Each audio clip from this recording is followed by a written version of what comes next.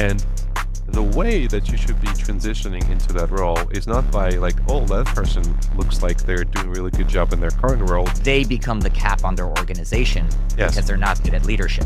This is one thing which AI is really horrible at, is saying, I don't know. Hey everybody, I'm Devin Coombs. I'm a CPA, MBA, and I work at Google Cloud, where I lead multi-billion-dollar deal negotiations as the financial expert. But for fun, I also do this podcast, Ambition Aligned, where I try to find purpose-driven professionals making real impact with what they're doing in their lives. Please watch, please subscribe, and I think we're going to get a ton out of today's episode. And we're ready to go. Welcome to my podcast. Well, it's not my podcast, it's your podcast. So why don't you make the notes? Yeah, no, thanks for making the time today. I'm really excited about this one, specifically because I'm in Google and I work with a lot of tech people, being in the Bay Area. And I have found that many tech founders are extremely intelligent and good at their tech, at the technical details, but really struggle with people. And so when I was talking to a CEO of a very prominent startup the other day, he was telling me about how his least favorite thing about his business is HR and people. And it seemed to me kind of counterintuitive, because that's 90% of business and leading a team is you got to grow in order to scale. Yes. And I see that you're so focused on, at least when I read through your stuff, you're so focused on bridging the EQ with the IQ. And so I'd be curious if you could walk me through your thoughts around that. For sure. And even though you said the EQ, IQ in the given current world of AI, I feel like at some point we might need to leverage EQ to understand a certain AI model which is in front of us. I believe it. Yeah. That's actually really true. which I think will require us having both of those sets. But yeah, you kind of hit it on the nose. A lot of technologists, including myself, love solving problems, and we love solving very technical, complex problems, and problems that already have been stated. If you give us a problem statement with all the details in it, and give us, 5 weeks in the dark room, maybe coffee or something like that, I think it's the most enjoyable experience for many engineers, because they get to lock in into the puzzle, research things online, try some things out, and eventually perhaps arriving to the solution. The problem with the real world is that a lot of problems are not actually very formulated. We absolutely love textbook problems because they're so isolated in their context. But real world problems are very poorly defined. And if there is a definition, if there is a problem statement, it's usually a product person's guess at what the problem is that needs to be solved, right? It's an experiment. And after we solve the problem, we're going to try it with the user, we're going to try it with our customers, and we hope that it will solve their problem, which we think the problem is. So there's a lot of maybes that gets involved as part of problem definition. Now, a lot of those maybes have to be extracted from the actual users, from the actual market, from the actual customers, and that happens through conversation. The thing that hasn't been done as part of our engineering journeys is nobody actually taught us how to have conversations. We've been taught how to program in certain languages. We've been taught how to access specific database. We've been taught how to write beautiful AI models, but there is no communication. There is no negotiation class. There is no team leadership classes as part of that journey. You can go up to as far as being a PhD in your art as an engineer, and most of those classes do not touch upon the issue, but how do you interact with other people in a way that you can be more successful, build a business, even solve a problem better. And so that's why I decided to focus my current coaching on bridging that gap. And I try to focus and figure it out for many different engineers, for many different ways of that they travel. And we start with a place where we have to switch off the part which helps us solve the problems and start training up or transfer learning areas that can help us writing the problem and defining the problem before we can actually attempt to solve. Now, the CEO example that you mentioned of your good friend is that HR is absolutely not the favorite one for many people, but including engineers, because it's so messy, because it doesn't have clear guidelines, because it starts including people's problems as part of it, and they are messy. They're hard to define, right? But there are frameworks, there are analogies, there are ways of thinking that we can apply that helps us get through that. And eventually, the complexity of human problems becomes way more attractive to the brain, which has been trained on solving problems, than typical technical problems. I'm not saying there are no technical problems out there which don't remain attractive, but the complexity of the human interactions, especially at scale beyond 10, 15 people, becomes immensely complex and thus more interesting to solve. Yeah, and what's so interesting is what I'm hearing through all of this is even in finance or other technical fields, not as technical as engineering, but technical fields, you get that where you get very technical people who ultimately wind up in leadership. Yes. And then they become the cap on their organization Yes. because they're not good at leadership. Then they become the bottleneck from Yeah. a system perspective. And so it would be really interesting to talk through, since it's such a big problem for so many people as soon as they enter management. Yes. What do you do to get them over that hurdle? How do you get to Yeah. see technical people to see the value of entering into that leader, people-driven role? And how do you do that practically? For sure. I think, and if we're talking in the context of an organization versus, let's say, entrepreneurs, is that there has to be a certain promotion criteria, which is not based on what you're good at now, but what you're going to be good at in the role that you're going to be filling, which has leadership requirements. And the way that you should be transitioning into that role is not by like, oh, that person looks like they're doing a really good job in their current role. They might be good at this leadership role, because that's a gap. It's almost asking, can an ice skater be a really good hockey goalie? Yes, there is a lot of overlap, but chances are they're not going to be as successful as somebody who, let's say, goes through training as a hockey goalie. Maybe watches some videos of other hockey goalie playing. But what I see happens in a lot of companies is that person gets promoted, one, because their boss maybe left, maybe because the company has That's no very common. other choice. There is no understanding that leadership requires training. It's not just an innate thing that like, oh, they're naturally born leader. They can just go ahead and take care of all the different problems that we have. No, it's a lot of training, but it's also a lot more experience. And some things that I try to um, advocate for in organizations that are trying to promote leaders or advise to people who would want to become managers and leaders is, how can you get this leadership experience and management experience without being in a role yet? What are the opportunities that are available in your current role to volunteer for certain leadership responsibilities, to manage some projects which perhaps are not bottom line impactful, but they can demonstrate that you're able to organize, lead, manage, and kind of lead the projects in a way that you can transfer that experience onto your next role. And if you don't have those opportunities inside the company, what are there opportunities outside of the company? Can you organize a club? Can you organize a project? Can you start a nonprofit? Which demonstrates that you can lead and organize a big number of people aligned towards that goal. Now, you might be also in a disadvantage where your organization might not understand what leadership criteria are important for you to get promoted. So in a sense, you kind of have to both then not just educate yourself, but also educate your management and your leadership that those skills are important to be part of that. And it becomes a really difficult sell.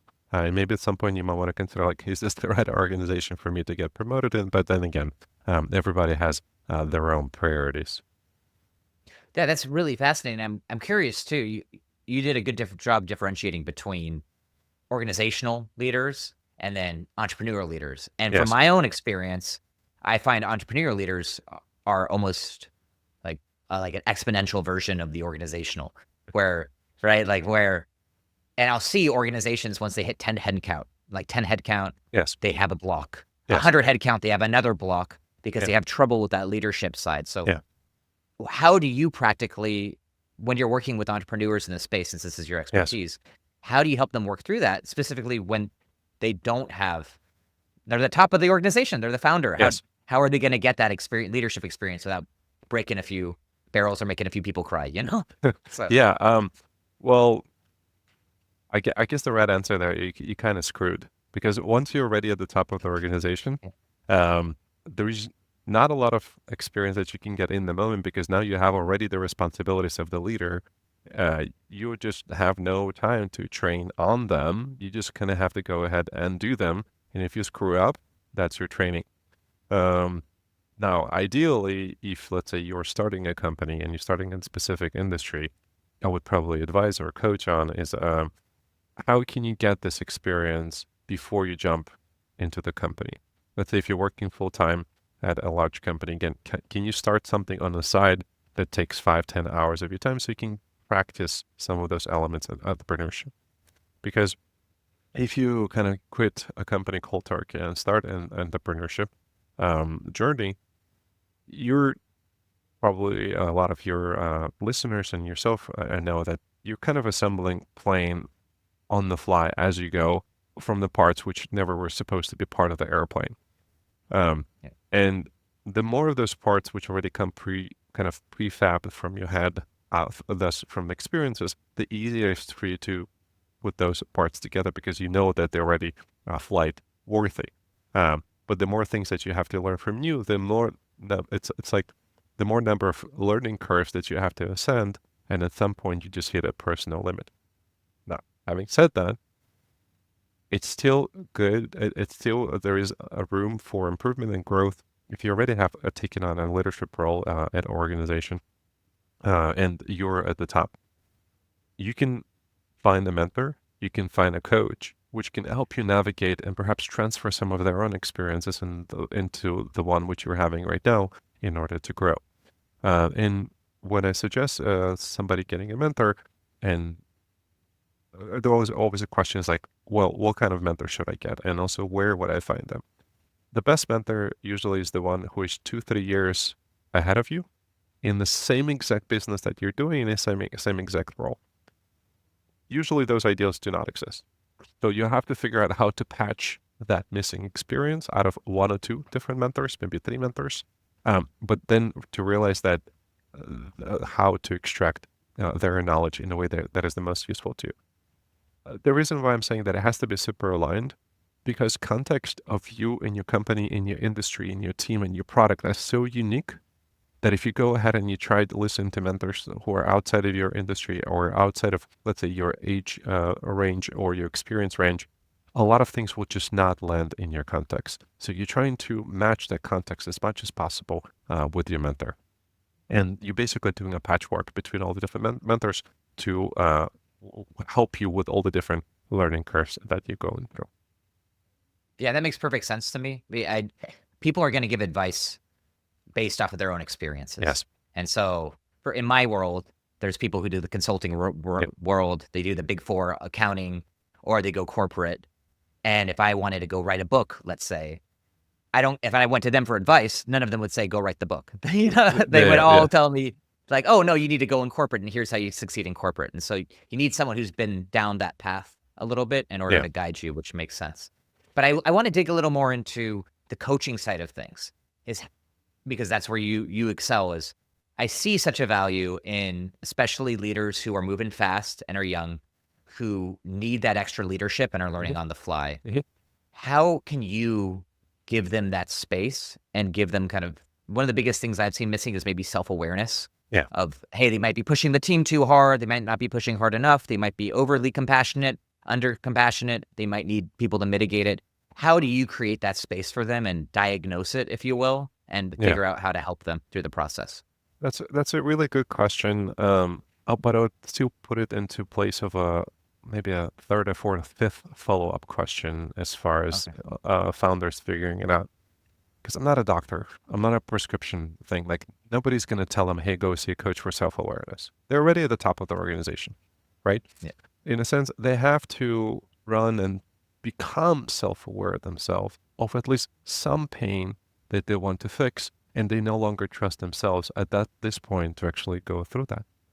And that usually becomes the core of beginning the relationship with a coach or a mentor, or at least asking questions. And it could be like, do all relationships are all relationships filled with so much drama and so much friction as mine is with co-founders?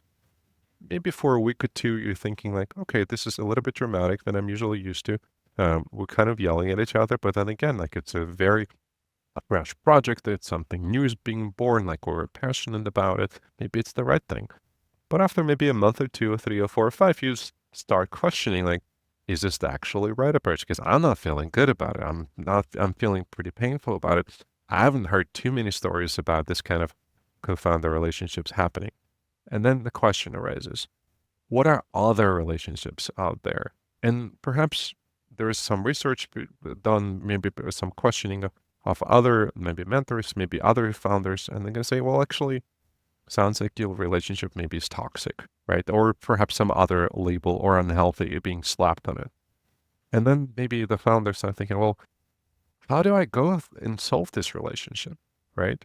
And this is when they realize that in order to solve for them, they might need somebody who has gone through that themselves, or perhaps have coached others to how to go through themselves. And that's becomes a moment of self-awareness. And that's not necessarily self-awareness, but also a relationship awareness. I have a bad relationship with my co-founder. Others verified that this is not a great relationship. 3, I need to figure out how to solve this. Now, this is not a complete self-awareness yet, but this is at least through the lens of the problem that they're having. Now they start seeking advice and they start seeking approaches that they help them guide to the right place. Then, as part of the coaching, as part of understanding, we'll try to figure out what role do they play as part of the relationship with the founder. Now, there could be some examples um, in one of the examples that I share, I was working with a co-founder who was completely burned out and wanted to quit. And he wanted to quit cold turkey, and we were trying to figure out how to process it. And I asked him a question. Well, let's say you look at this situation 5 years from now, and you quit cold turkey. What would you say you've gained from this relationship? And said, well, experience. I'm like, okay, great. And what about your co-founder? What kind of things do you think they have gained? What kind of experience they have gained? I'm like, well, I guess a shitty co-founder who quit. All right, so like, and you see the difference, right? You see the Yeah. difference, right? And which of the scenarios would you like to attempt to fix? Or how would you like to fix it? And then we started introducing some moments or questions of growing of self-awareness, how we are appearing in the communications and communications conversations with our other people in the team. And thus we start monitoring more. Well, if I'm doing this thing with my co-founder, maybe I'm doing it with my spouse, maybe I'm doing it with my employees, maybe I'm doing it with my vendors and partners. And it creates a small seed where the person starts growing their own self-awareness. So that's why I'm saying your question's probably like a little bit later in the process than the first question. Because I don't think, maybe there are, maybe the world is a crazy place. Like look at the market today, right? Tariffs. Yep. Yeah. Um, what, I don't think at any point somebody raises like, hey, I have no self-awareness, I need to get some. It usually comes from other paths, which highlight perhaps inefficiencies or perhaps some light level of ignorance in certain scenarios, which help a person improve.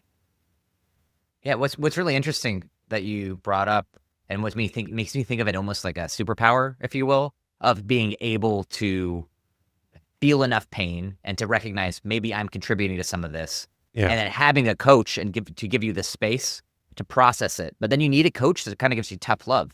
It can't be, oh, I'm sorry. It sounds like you're going through a hard time. Like, let me help you. You need someone to really point and it's like, how are you contributing to this mess? What's in your control? Yeah. You can't control other people unless you want to go the Machiavellian power dynamic route, which I normally don't recommend. Yeah. Which is prevalent. And that's more organizational in nature too. But I think it'd be really interesting to explore how could more people lean into self-awareness as a competitive advantage? Because if you are able to create that space and figure out where your relationships are off or where your people skills are off, then you can grow your business more. That makes you a better leader, right? Yes. Yeah. And so how have you seen people how have you seen people grow? And maybe you can give me a story a bit of someone who came in and with a viewpoint of that was they were experiencing a lot of pain, but that transformed into self-awareness and to growth for their business. So that was a great question. I think so. You mentioned that coach is there also to support, like in sense to create the safety, but also ask questions which I hope that self-awareness come up. I generally like to bring up self-awareness through analogies. And one of the analogies, let's say, if you're driving a race car and you only have brake and gas pedals and the wheel, you will get somewhere eventually. Um, but you will not know how fast you are going. What is your oil level? What is your GPS navigator saying for all the different parameters that you're measuring for the race car? How strong is the wind? What are other forces that are happening on your car? You have controls, right? You can say things, you can listen to things. What are the things that you're observing? What are the things that you're measuring as part of the relationship? How do you know something is going well? Um, one of the things, so I had to coach a person who was joined a role in their leadership position. They were coming from a large company into a smaller firm, and they're saying like, what's going on with these people? Why they're not listening to me at all? I'm telling them, I'm telling them, I'm telling it, and they're not listening at all. I told them they have to do X, Y, and Z. And through a series of questions, I asked them, well, what has your experience been in the past, right? How have you managed those kind of relationships? Well, what- I told them exactly what to do, and they kind of did it. Now, I told her like, well, did anything change between your previous job and the current one? Well, we have talked through that and we realized, okay, the context has completely changed. And what kind of talent or what kind of people are you working with now that you were not working before? And there's another revelation that they were able to observe is that they were working at larger companies. Larger companies can afford to pay a lot of money for very, very educated people. And the smaller companies, they don't have big budgets to pay for the people. So the people were different. And so while their management practice stayed the same, they transferred over, the context and the people changed whom they were managing. And different approaches needed to happen, perhaps additional training, or perhaps the way that they were communicating the things that were being done or needed to be done to those people that had to change. So I'd say that moment of self-awareness helped that person to triage and to also improve their approach in their new position. Okay. Now that's really interesting and it makes sense. And so and it's making me think of how like the flip side of the problem. Like you can also have situations where you're used to managing small unperforming teams Yes. and then as soon as you start managing high performers, they have their own set of issues. They're really tough to manage on like career expectations, how do Yes. you actually retain them, all Yeah. of that. Um there's so much ambiguity here and flexibility. Is there a one size fits all model that people can work through Mm, themselves mm. to start figuring out this? Or are there books that you recommend? Or do you really think coaching is kind of the answer here? um, everything.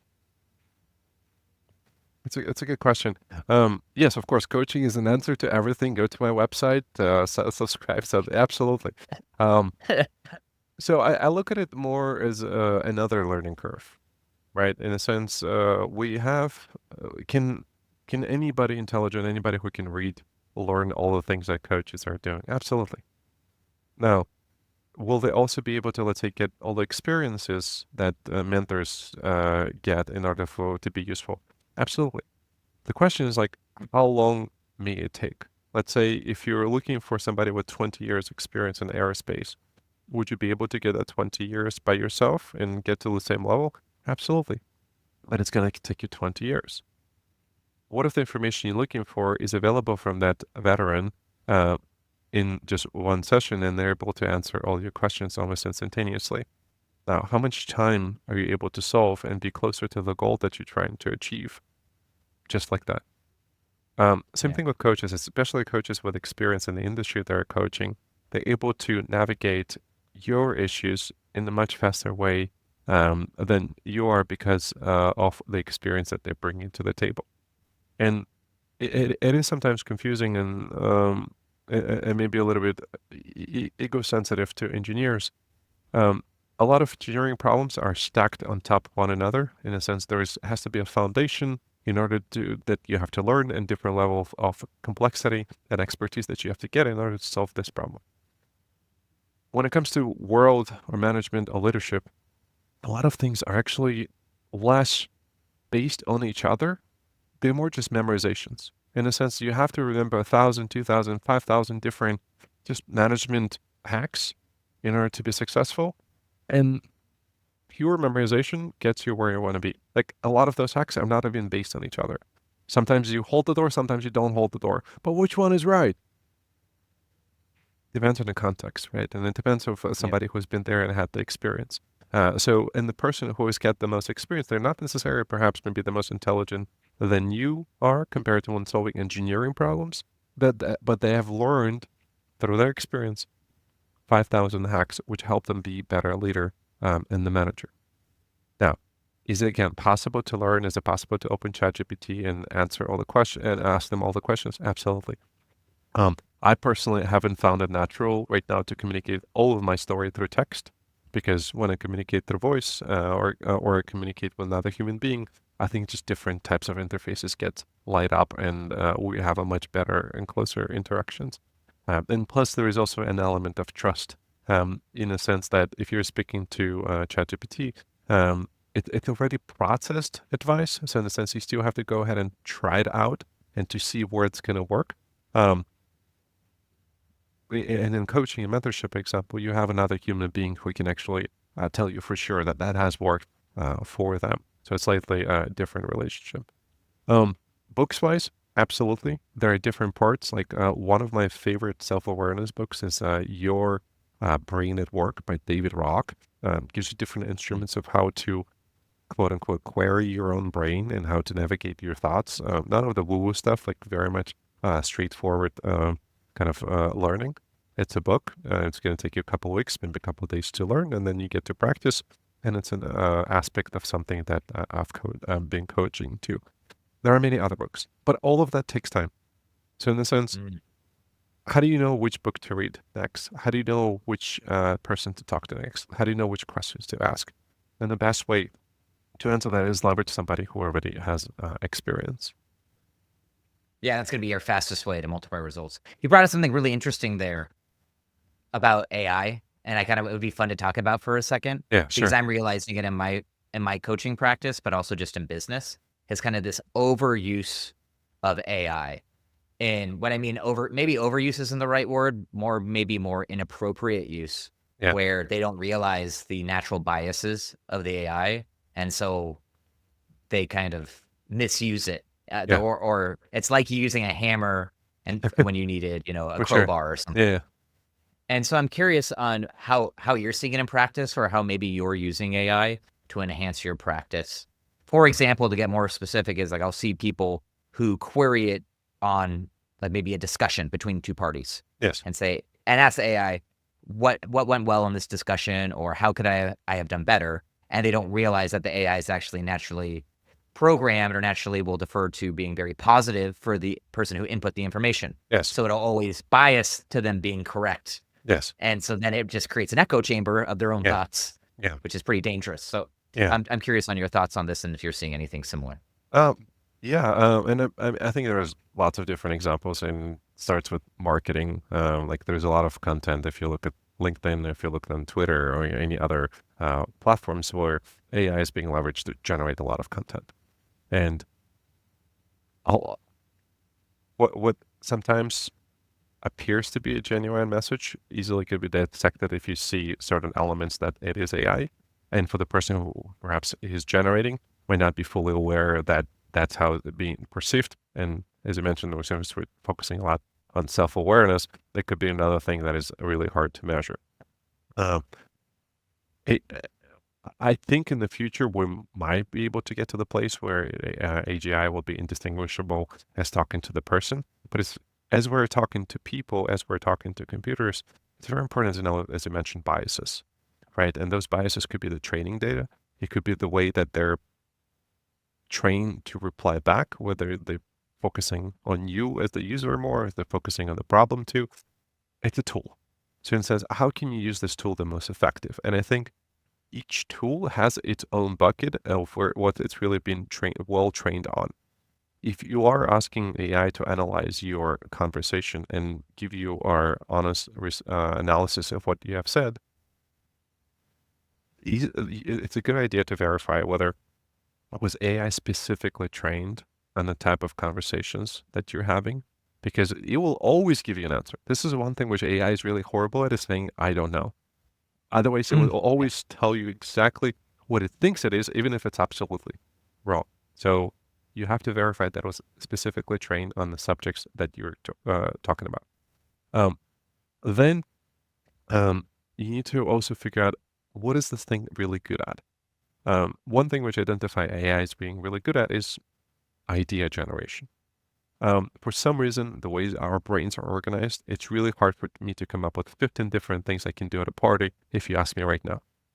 It's just going to take me a pause to figure it out, imagine, and kind of come up with a list. AI can come up with this, like that.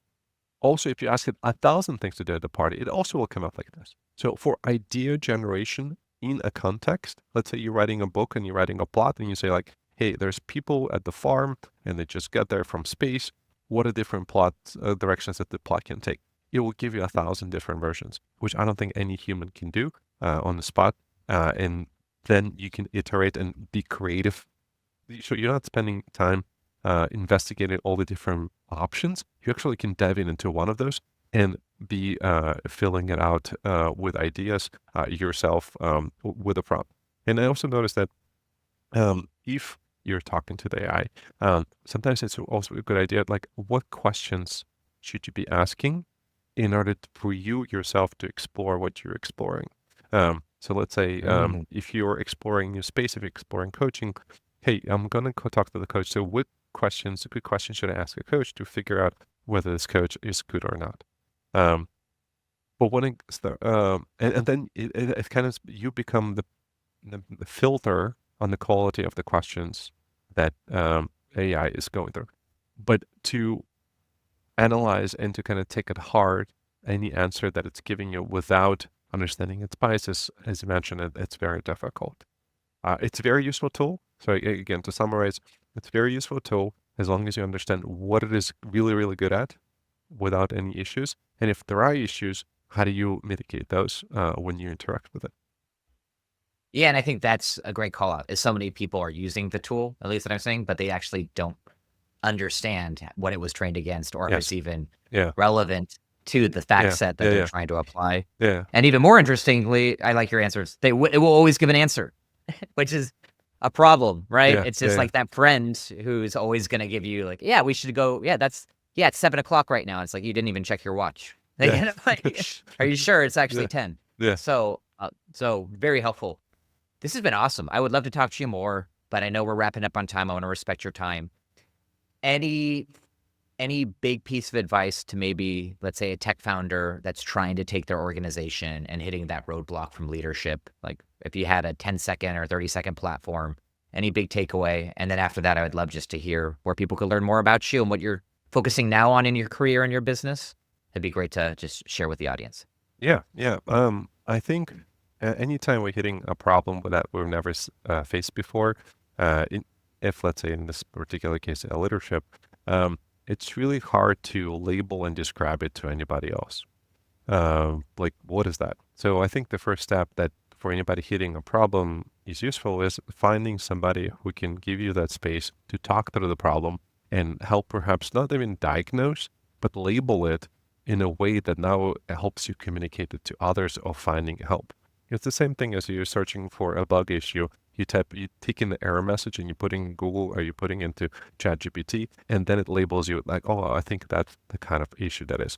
Same thing with when you were facing leadership issues.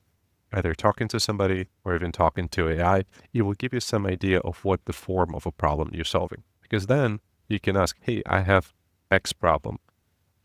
Who is the really right person to actually address those? So I would say like labeling and triaging that problem would be one of the first steps that I would consider.